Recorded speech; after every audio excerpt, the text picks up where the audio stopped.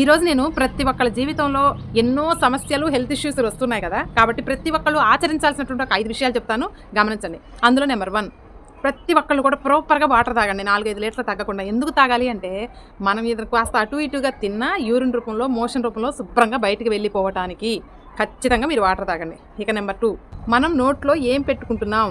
తినే ముందు ఒక్కసారి గమనించుకోండి. ఇది ఆరోగ్యకరమైందేనా? మన బాడీకి అవసరమేనా? అనేది కాస్త గమనించుకొని తినే ముందు ఒక్కసారి ఆలోచించుకొని తినండి. మ్యాక్సిమం ఇంట్లో వండినటువంటి ఆహార పదార్థాలనే తినండి. బయట ఫుడ్‌ని అలో చేయకండి. ఇక నెంబర్ 3 ప్రతి ఒక్కళ్ళు కూడా ఖచ్చితంగా ఎక్సర్సైజ్ చేయాలండి. పెద్ద వయసు వాళ్ళు ఉంటారు, ఆడవాళ్ళు ఉంటారు, చేయలేని వాళ్ళు ఉంటారు. మ్యాక్సిమం తిన్న తర్వాత ఒక 10 మినిట్స్ ఆగి కాస్త వాకింగ్ లాంటివన్నా చేయండి. ఇది బాడీకి చాలా అంటే చాలా అవసరం. లేకపోతే నట్లు ఇనుము వాడకపోతే ఎలా తుప్పు పట్టిపోతాయో, మన బాడీలో ఈ జాయింట్స్ కూడా ఎప్పటికప్పుడే తుప్పు పట్టినట్లా స్టక్ అయిపోతాయి. ఫ్యూచర్లో చాలా ప్రాబ్లమ్స్ వస్తాయి. కాస్త వాకింగ్ లాంటివి చేస్తూ ఉండండి.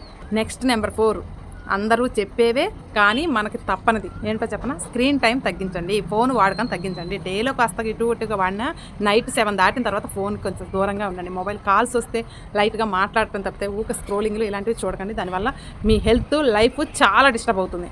ఇక లాస్ట్ అండ్ ఫైనల్ నెంబర్ 5 ప్రాపర్గా స్లీప్. ఖచ్చితంగా మనిషికి 6 గంటలకు తగ్గకుండా నిద్రపోండి.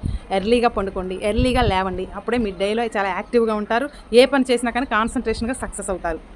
ఇవన్నీ చేసిన తర్వాత ఆ దేవుణ్ణి నమ్మండి.